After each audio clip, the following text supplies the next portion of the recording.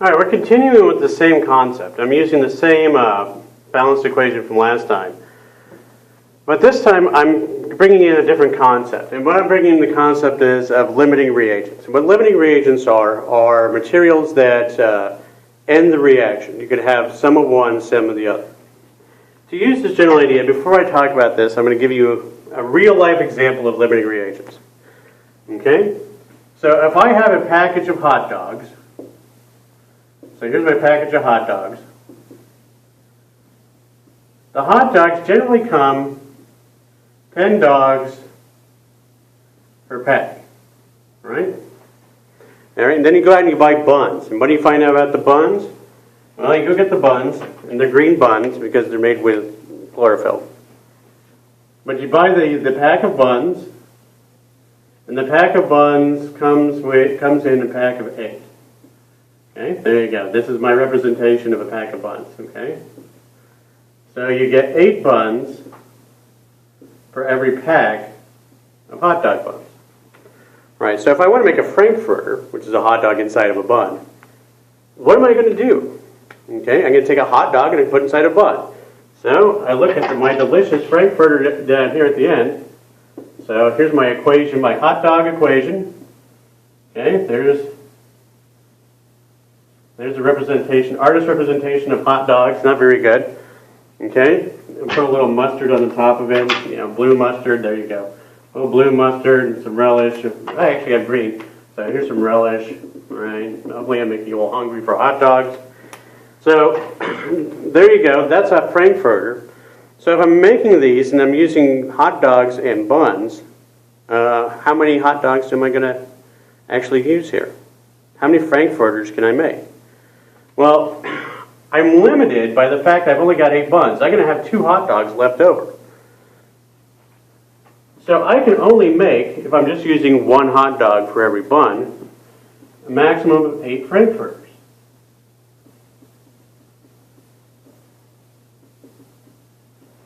Okay. What's happened here is that I've limited the amount of frankfurters I can make by using the 8 buns that I bought at the store. Okay? I'm going to have 2 hot dogs that are left over after my cooking experience. Right? So I've got 8 frankfurters. The limiting reagent is the buns. So at this point, this one is limiting the amount of frankfurters that I can make. So I call that a limiting reagent in chemistry. Okay? The only difference about chemistry in the hot dog example is that one's using molecules and the other one's using hot dogs. So let's look at it this way. In my example, I've got 1 mole of butane and I've got 1 mole of oxygen. Which one is going to run out first? Okay? The way you want to approach this is to sort of boil this down so that everything is in its simplest terms. Since I've got a 2 in front of the butane and a 13 in front of the oxygen, it's not really the simplest terms.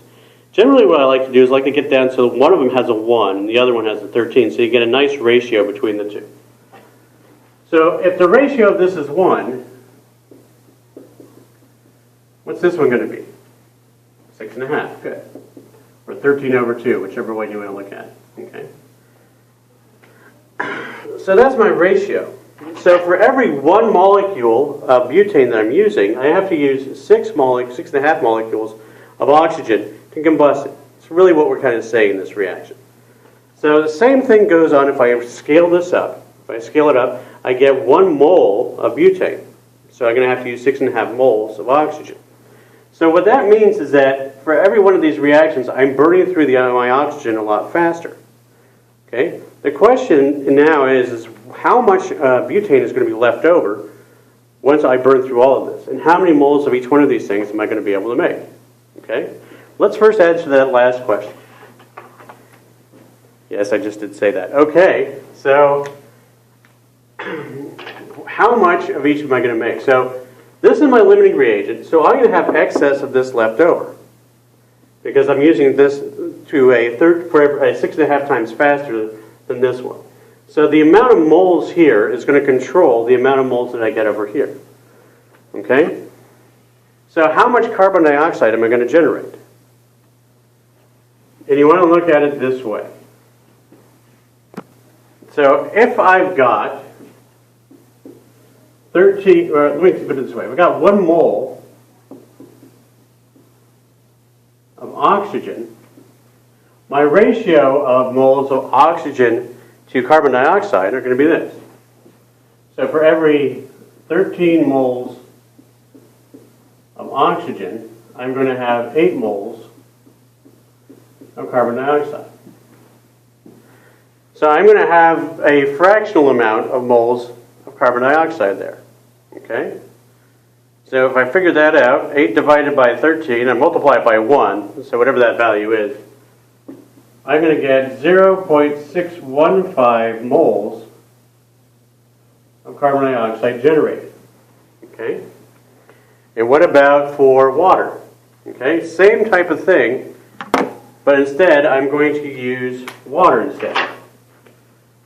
So I've got 1.00 mole of oxygen, and in this case I've got 10 waters for every 13 oxygens.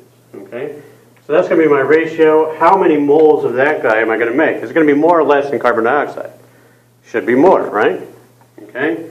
So 10 divided by 13, and what I get is this number of moles, 0.679. And the same can be done over here with butane, and it should be done that way. We're going to look to see how much butane is going to be left over, so we have to find out the number of moles that are actually used of butane. So, for every 1.00 mole of oxygen, all right, I'm going to have a ratio of 2 butanes for every 13 oxygens. So the number of moles of this is going to be actually relatively small. And what I get is 0.1538, or 0.156 at this point.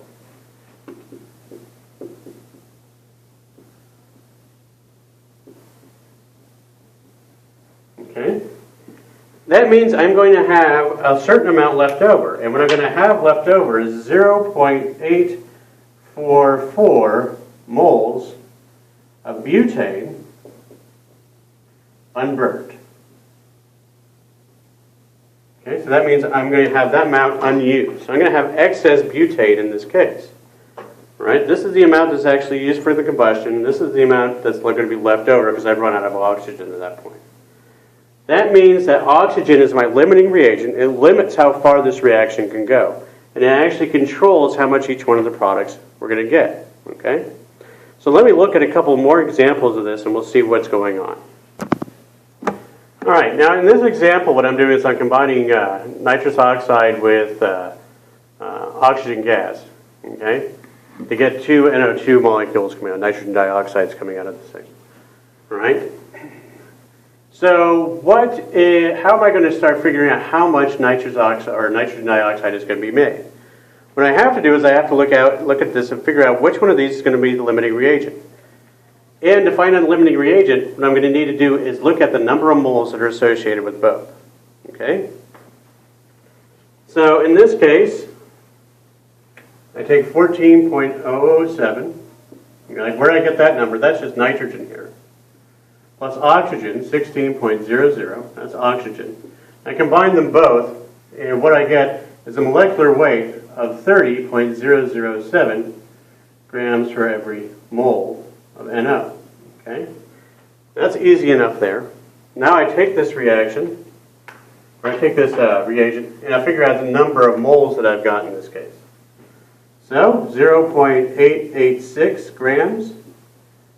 All right? I got to put grams in the bottom because I want moles on top.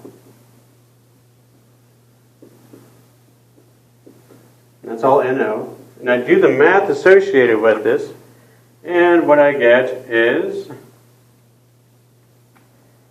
number of moles of 0.02953. Okay, so that's the number of moles of NO that I've got. Now I want to do the same thing over here with oxygen. Oxygen is actually pretty easy. Q times 16 is 32, so I'll use that number. So if I've got 0.503 grams of oxygen gas, and I know oxygen because that's 16, I multiply it by 2, it gives me 32.00 grams of oxygen for for every 1 mole of oxygen. And what that's going to give me is the number of moles that I've got in this case. 0.503 divided by 32. The number of moles I've got here is 0.0157, and that's it, because I just got 3 sig figs there. Okay, so if I could use too many sig figs there. Okay. So that's the number of moles of oxygen that I've got. Which one is the limiting reagent? Well, you'd look at this and you'd say, all right, well, my moles to NO ratio, I've got 0.0157, and that's 0.0295, so that's got to be the limiting reagent because it's less moles. Now, if you say that, you'd be wrong because you're missing one important factor. What is that? That the ratio here is 2 to 1. All right? So I'm burning through this twice as fast. So to find out what the effective ratio of these things are, I've got to divide this one by 2 to find out what the real mole ratio is going to be. So divide that one by 2, okay? And this gives me which one is going to be effective as far as number of moles go. And this is 0.148 moles. 0.0148 moles. So this is effective as far as determining limiting reagent. Okay? So now you see that the effective moles of NO are less than this one. Okay? It just means that this one is being consumed at twice the rate as the oxygen. As a result, that number is going to be lower than what the oxygen amount is. So my limiting reagent in this reaction is going to be the NO. All right? So what's the number of moles I'm going to get with NO2? Well, conveniently, it's always going to be the number of moles of the limiting reagent that's going to control the number of moles that you're going to get on this side. Okay? So I've got this amount, and I've actually figured out the moles of NO. And what's the ratio here? Fortunately, it's 2 to 2. So if I do a simple cross diagram to illustrate that, 0.0295, I don't have to use effective moles here. Okay? And I know that for every 1 mole of NO, or let me put it this way, 2 moles of NO, I'm going to have 2 moles of NO2. Okay, fortunately, it's a 1 to 1. So the number of moles of NO2 that I'm going to get is going to be the same as the number of moles of NO that I've got, because their ratio is equal. Okay, so that's 0.0295 moles at that point. Okay, I'm just multiplying by 1. If I want to find the grams of this thing, I just take the atomic mass of NO2 and I incorporate that in this equation. So for every 1 mole of NO2, I know it weighs 32 from the oxygens plus 14.007. So that's going to give me 46.007 grams in that case. Okay? And then we just multiply it, and that's going to give us the ending amount, maximum amount of grams of that one at the end. And that turns out to be 1.357 or 1.35 or 1.36. And what this is because this is the maximum amount that I could possibly get using math, it's what we're going to call the theoretical yield.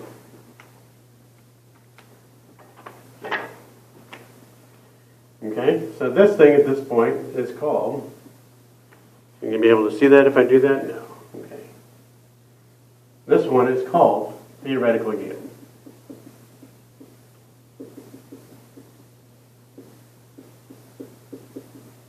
All right?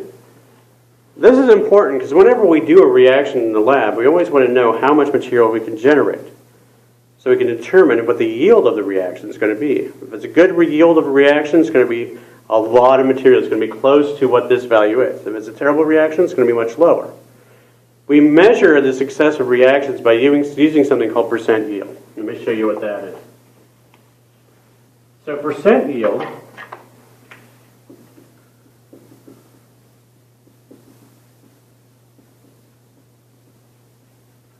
what this is equal to the theoretical or the actual yield to the experimental yield divided by a theoretical yield.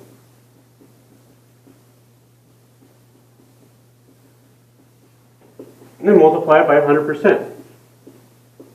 Okay, and this is going to be equal to the yield of a reaction.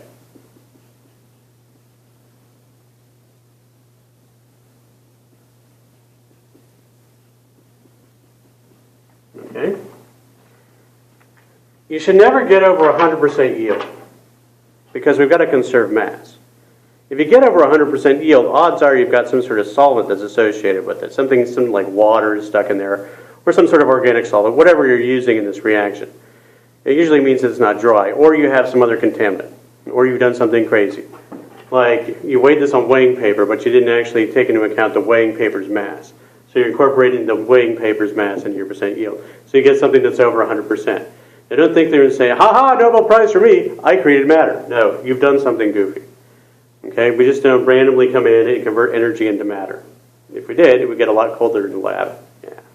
Okay. So, now, if we look at this reaction, let me throw a number in there. Suppose my end yield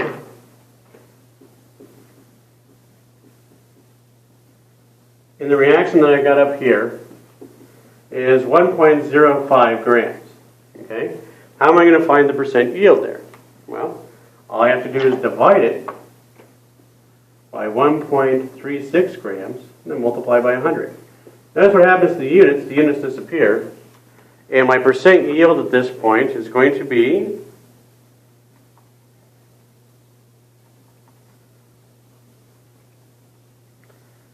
77.2%.